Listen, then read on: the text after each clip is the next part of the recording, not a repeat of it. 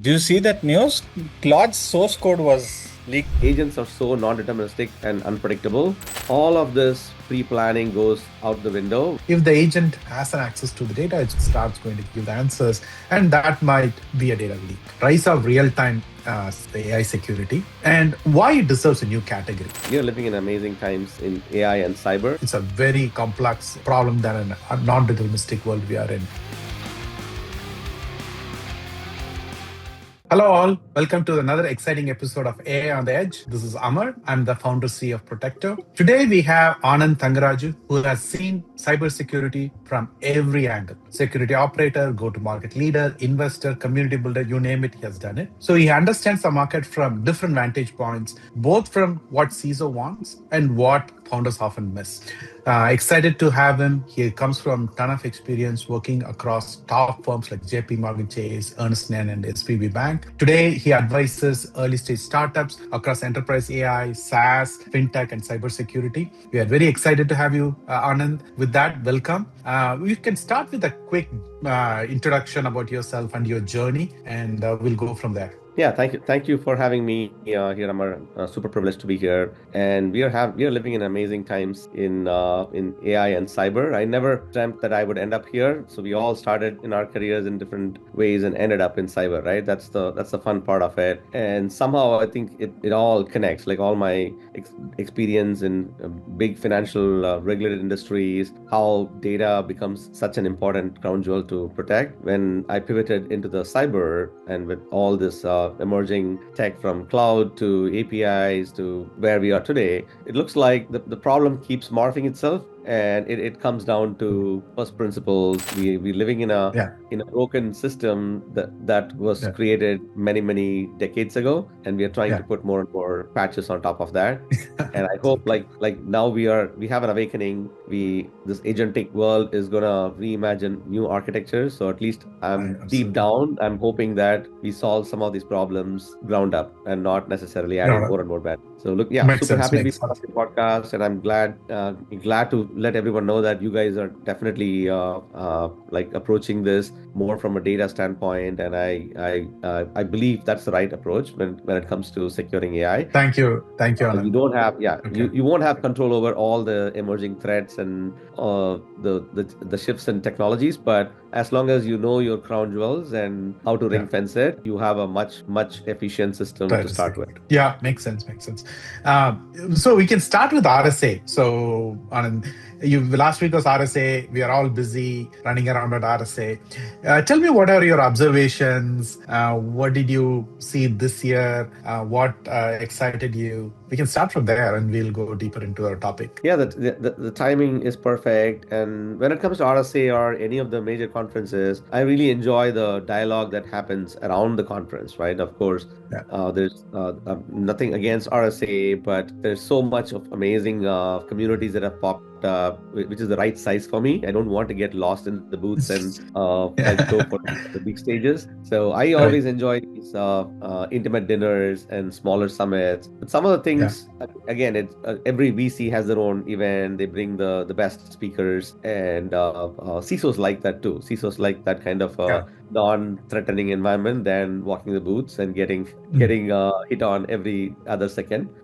Few things that I walked away with. Of course, we all knew that it's going to be more and more AI, but one of the stark differences was like last year we were just scratching the surface on LLMs. Everybody was just sprinkling AI chatbots into their workflows and products. But now I could see like companies which were very intentional and started building for agents that could actually perform key tasks for the companies, and how are we going to continuously monitor and enforce guardrails. So that's been a huge pivot, like from last year's RSA to this year, and every metric is exploding in terms of the number of AI incidents that was recorded for 2025. I think it was like 16,000 plus incidents, and CrowdStrike also put out like a 90% increase in AI infused attacks. So there's a lot to worry about. And one thing that I really took away from one of the Palo Alto or any of the other discussions is the risk has shifted from being an external threat to an insider risk, because ultimately people are running out of time. They didn't want to be the guinea pigs last year. Now Yeah. the ship sailed. Everybody wants to have agents into their workflows. Everybody wants to show productivity. And then that brings a huge insider risk. Like these agents have access to all the crown jewels, and we don't have the right tools to defend that. So true, so true. That's exactly my observation too. And we saw a lot more demos actually. Last time it was just talk. Here, though it was a demo, so you are just kind of controlled environment you're showing. But at least I can see the screens and what you're talking about. So true. A lot more demos we saw in AI, and a lot more AI for security and security. AI security, both we saw in AI demos in RSA. Yeah, that makes sense. Let's dive deeper into our topic of the today is rise of real-time AI security and why it deserves a new category, right? Some think this is just an extension. Some say, oh no, AI is another application, but we know it's not same. So we'll start with that. I want your perspective, both from a startup's point of view, also from a practitioner's point of view. How is AI changing the cybersecurity landscape? Why they should be thinking, oh, it's yet another application, right? With that, I would love to start with your point of view, then we can go back and forth on that. Yeah, absolutely. I'll share my views and feel free to chime in. And you've heard this before, right? Like when it comes to the emerging threats, it's shifting more towards the runtime, only because in the traditional world, we had complete control over software. It was completely deterministic. People could threat model it. People could go as left as possible and try to enforce the best security paradigms, secure by design. All that is great. Like every big platform player wants to assure you that security is magically infused into your CI/CD, into your SDLC. But the reality is, agents are so non-deterministic and unpredictable. All of this pre-planning goes out the window when the agents are actually under active attack. Like what happens when the agent is hallucinating, the agent has been poisoned before, and there's a new attack vector where people are able to take over during runtime. It can actually do a lot more damage for you, right? Like all the things that you did before wouldn't come to your rescue. You want to have a capability of shutting down that agent in real time, or it can actually pivot from its original intent and do an attack, exfiltrate the data, and be done with the entire attack chain in a matter of minutes before a SOC analyst can even detect it and create a ticket, right? That's the world we are living in. So true. That's so true. So that's why I think runtime is super important for sure. Runtime means different things for different like from an infrastructure to an application, it has different contexts, but we definitely need to have enough tooling in our stack to enforce runtime controls. Like whatever we have as a legacy stack, even the Zscalers and Netscopes is probably one of the many layers that we need to handle the upcoming threats. So that's so true. And that is, those agents are autonomous now, and they are on top of it not that predictable because they are dynamic. They're designed by design. They are dynamic. They want to reason. They want to act. So we have given some autonomous agency to it. So that's part of it. Then also, it might not be a malicious attack. I asked a simple question, or a marketing agent asking a question, or a customer support agent asking a question. If the AI agent has an access to the data, it's going to pull real time. It starts going to give the answers, and that might be a data leak, right? That might be something violating the company policy, compliance, many reasons. So it's both attack point of view, also from in a normal operations point of view. Also, it adds a risk in real time. So that makes it's a very complex problem than a traditional application because of this autonomous, dynamic, this non-deterministic world we are in. So I want to shift a little bit and ask if you are talking to many founders, you're talking to many CISOs. What are the common misconceptions from a practitioner side, and also we come to the founder side second. So what are the common misconception about AI? So I think the first thing I want to talk about is people believe we have like 50 other tools, and maybe AI is not a net new attack vector. We've already solved it, right? Like people think I already have API gateways, and this new MCP is just another spin on API security. People like founders trying to sell me another cool product, but I already have my API security. I already have a WAF. and nowadays the WAPs are also continuously learning, and maybe I'll live with a decent WAF, right? Or EDR, of course. Like people are pouring so much money into CrowdStrike and SentinelOne. They have the biggest imaginable threat research companies, and maybe they'll catch it, right? But the reality is, these new AI attacks are slipping through all of these traditional security controls, right? It doesn't matter, and that's only because they all were built for the legacy world, and Right. most of these are, again, like the ones that are really looking for patterns. I understand, yeah, it's all about behavioral patterns and trying to learn new adaptive threats. But AI is also able to understand what today's EDRs and today's WAFs are capable of, and constantly trying ways to circumvent it, right? That's the whole idea of infusing your attacks with an AI agent. It never sleeps. It has a single goal of breaching your infrastructure, and the more iterations it run, it's eventually going to find a way that works, right? So ultimately you want to have a defender AI agent that's also continuously thinking at the same pace and keeping up with what's emerging in real time. Like, what kind of attacks am I susceptible to? Is it a legacy attack, or is it something net new? Is it targeted? You need to build enough context in real time, and I think that's a misconception. People thinking that I have enough security tools and enough defense in depth. The second one is guardrails, right? Like the last year was all about guardrails. All the companies that got picked up by the platform players, it was for their research and the groundwork they did in guardrails, because people knew that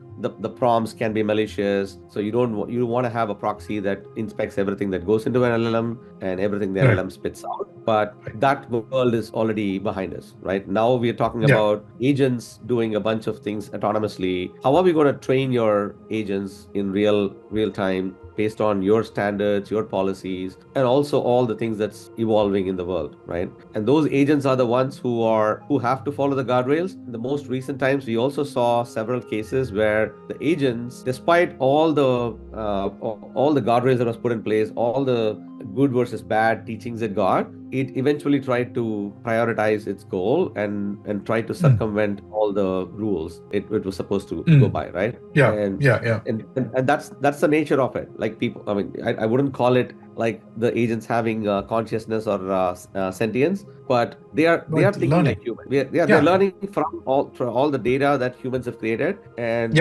they are also trying to cut corners and figure out ways to accomplish its goals, no matter whether it's ethical or legal. It doesn't bother it. Right. So those, you precisely said that. So they are given a goal and they're going to try different ways. Even you can see what Cloud Cowork is doing in trying 5 different ways. I'm trying to do this, I'm trying to do this. It's not working. I'm going to shift to this. So they are optimizing for the goal, and the constraints we are adding. Those constraints are negotiable in some sense from an agent point of view. As far as I hit the whole goal, you might give some constraints. Don't do this. I'm not fully follow it, right? So that's the reason you need an external system. Absolutely.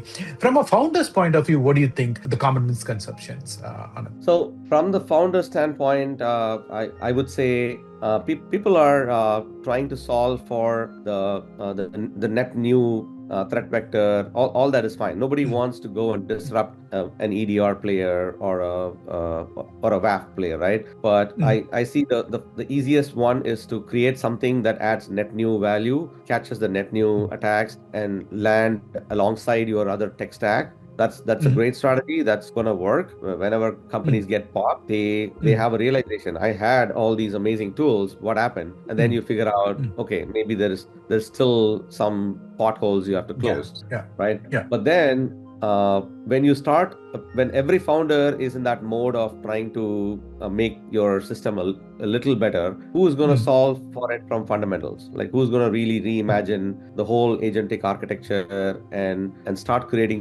investing more fundamental research? And when you think about it, that's how all these foundational models came about. It didn't happen overnight with a delta improvement, right? So we need to have, even security needs to pause, and there has to be a lot of money, intentional research that goes into it. And only then you're going to have a security stack that can scale to the level of like the NVIDIA success or the hyperscalers, right? Yeah. I'm betting for that, right? Like I want to see another Yeah. NVIDIA kind of success for a security company that solves it at scale, right? And Yeah. not a small piece of the puzzle. Yeah. So you're what you're saying is, hey, the problems what we are seeing and how we are tackling is still not fundamentally different how we are approaching the problem. It has to be fundamentally different when we think about AI. That means starting from scratch, thinking a model, right, that works, a security model that works for AI world, that constantly learning, constantly adapting, and not just adding an AI layer on top of existing product or existing construct we have, plug a hole in it, right? Makes sense. Yeah. We love to be And on the data side, on the context side, but we think we are solving the core problem, which is the context security. correct. But Absolutely. eventually, because we have to think AI is a completely different problem than saying that it's an application. I'm going to plug a hole in it. So right. Yeah. And And I'll give you one other yeah, misconception, right? Like, because I come from the yeah, GRC world, and I uh-huh. always thought that GRC had the best vantage point in overseeing all the emerging regulations and the privacy concerns and like enforcing best practices and policies. Mhm. But the rate at which GRC can keep up with is never gonna solve for tomorrow's problems, right? So I think we are at that cusp of like either GRC goes hand in hand into your day-to-day engineering best practices. If you Mm. have it as a separate function, as an afterthought, the pace at which AI threats are emerging, GRC as a function may not really add a lot of value. It's going to be another showstopper and a burden for the companies. And of course, these companies are You're coming to that realization. There's always been that's like a layers, right? There's yeah, engineering yeah, layer, there's yeah, and GRC probably comes at the very top, but right. we need to think about GRC as something that bakes into every aspect of your Every your engineering best practices, which is the right way to look at, and all the Actually, yes. yeah. So that's a very interesting point, Anand. So what you're saying is, hey, the GRC as a separate function, like a first line of defense, second line of defense kind of people think, it's not the right approach anymore because it has to be spread and embedded into every part of the stack. There is no concept of, hey, this is first level, second level defense. This kind of things exist in the AI world, and the entire GRC model will change because by the time you realize, compliance issue or a threat or anything, it's too late. It's like world has moved to by another crank, right? New models have come, agentic have come, right? So even from last year, this year, it was last year RSA, people didn't talk about agentic. They did talk, but agentic was not a big deal. In the last 3 months with OpenClaw and with the Cloud Cowork, and everybody's going agentic. So it changes so fast. You're having a GRC as a something operational outside doesn't make any sense. So it's interesting thought. It requires another topic on its own. Probably in a separate podcast we can go deeper and see how this whole process to operational, how this whole thing is shifting. Very interesting thought there. Let's go a little deeper here, Anand. So we talked about misconceptions. Now, if there is, you talked a little bit about Gartner thinking about space, right? How do analysts think about the space, especially the runtime or real-time security? Then AI security, is it a separate category or is it going to be a part of some broader category? What are the subcategories are forming from your vantage point that allowed to know about that? Yeah, I mean that's a great question. I mean, from an analyst standpoint, of course, like there's major players like Gartner, Forrester. I also follow a lot of friends who are like analysts, like emerging analysts who have a much Mm. grounded view on things. But when you look at the market again, like you cannot have one magic bullet for all aspects of AI. I've been Yeah. searching for that product. There's some companies which are bold enough to solve for across the stack, but Yeah. when you cut to the different layers where people can make immediate impact, you obviously want to have a tool that is able to scan and give you visibility for shadow AI. Because if you don't know Mhm. what exists in your environment, you're never gonna manage it. So that is still an ongoing problem. Like I don't think Yeah. there's a preferred tool that's able to discover all the MCPs, all it's gotten a little commoditized, but we have to Mm. keep up with that discovery part of it, right? That's one category. Okay.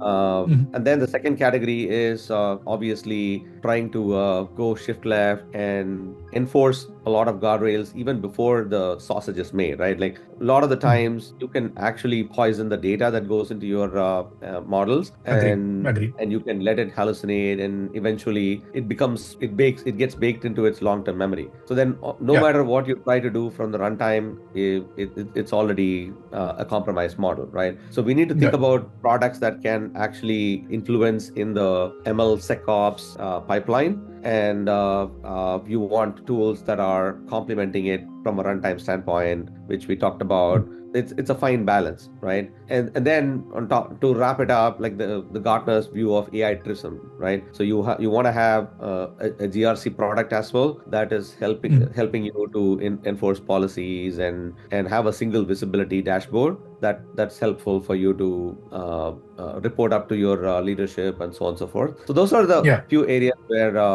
builders should definitely focus on. And there's also interesting slivers where I don't see a lot of people actually jumping on. Like for example, synthetic data was one of the areas. Like people wanted to see for certain business cases it makes sense.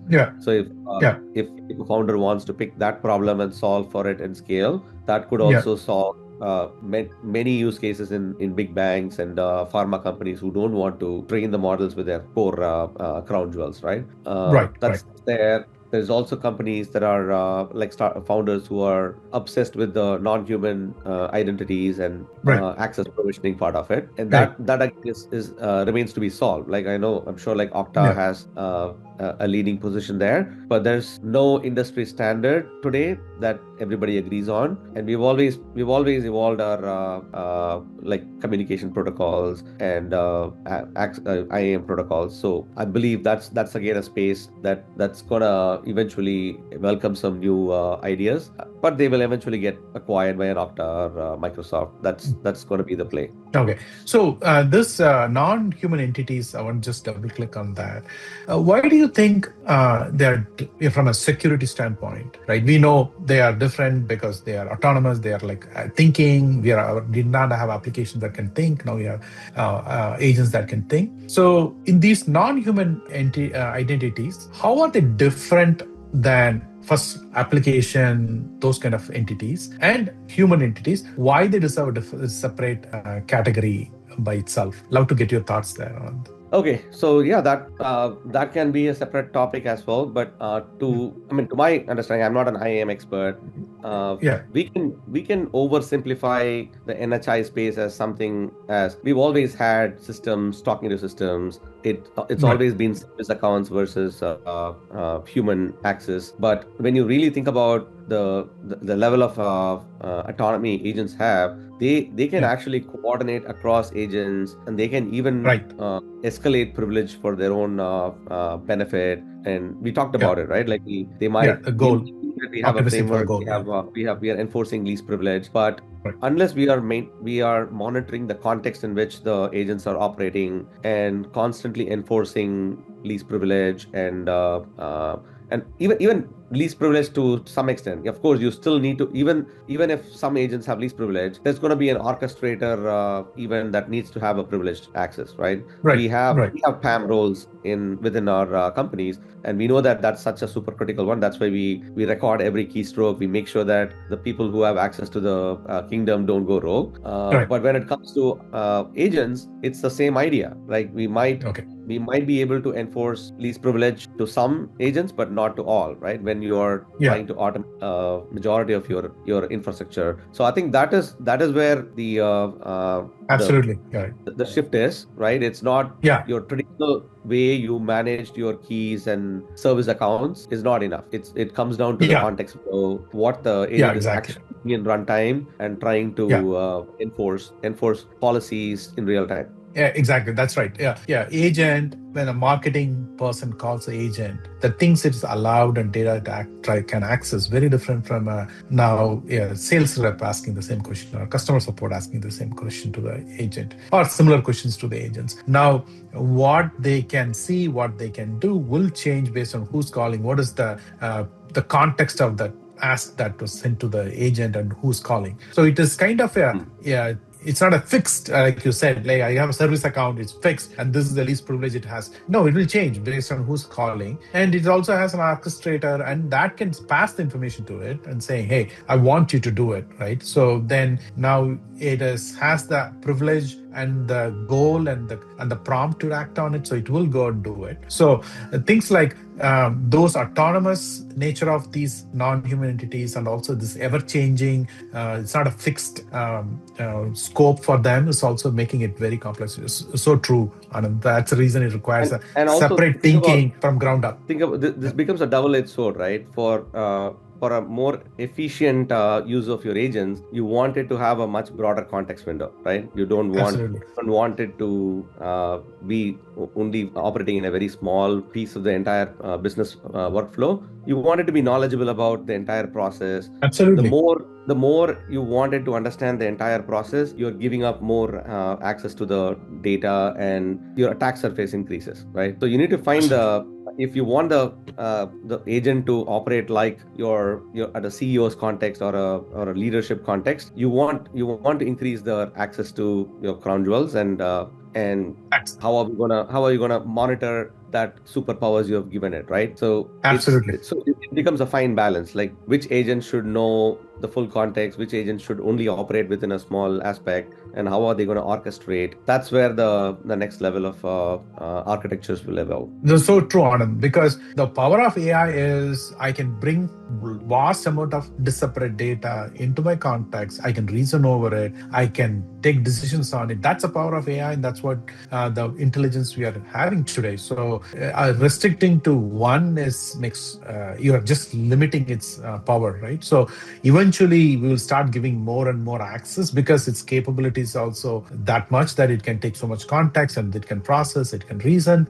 But the problem is, once you give so much access to data, so much access to the process and autonomous actions, now you need a way to restrict it, control it, based on who's calling, what context it's operating on, what is the question it can answer, cannot answer. So this whole becomes restricting the agents to act within the constraints is a complex problem. Right. This is one thing that we are trying to solve through securing the context, AI context. So we can control what agent can see, what agent can share, what agent can pull it from the sources. So that way, the context is the key. Once you control the context, what agent can do with it, you can control it. So that's the approach we are taking, and it's another topic on another day. But coming back to you, Anand, so we are almost the end. So I want you to give your thoughts on what are you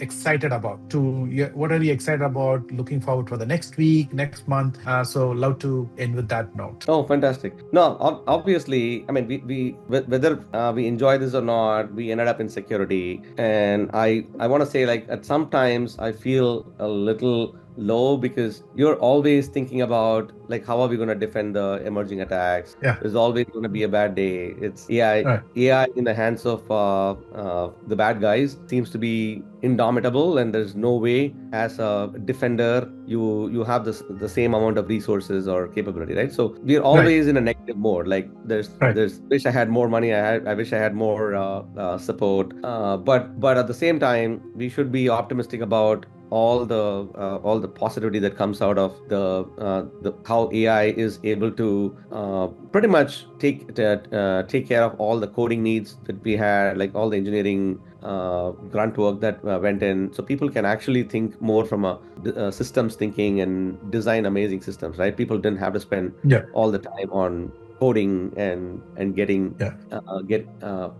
getting something shipped in weeks can be done in hours now, right? So that's always the promise. Of course, security, whether you like it or not, will become an afterthought, because market doesn't wait for it, right? You still have to keep on innovating, push out new things, learn fast from the failures and adapt to it. That's the reality, and we just need to learn to embrace, right? So that's what I want to leave for the audience as well. We are all like security geeks. We hope that everybody takes security seriously, and people will. Ultimately, if you don't prioritize security, there is no long game for you. Your brand gets killed overnight. So it's that's fun time. That's so true, Anand. So true, Anand. That's what I also tell people: don't buy a car for the brakes, but without the brakes, you cannot drive a car, right? So we are the brake makers. Make sure the car is safe. You can drive even without even if I give a Formula One car without the brake, you cannot drive. So Absolutely. we have the control systems for AI, and I let you innovate, but we will help you to do it in a safe way. So this is fantastic conversation, Anand. I love to have another time. We will go to some of the topics we talked about. The whole GRC is interesting. The whole non-human entities is interesting. So all these things are separate topic by itself. This is a fantastic conversation. Hope it was very useful for our audience. And thank you again, Anand. See you. Thank you. Thank you. Bye. Thank you for having me. And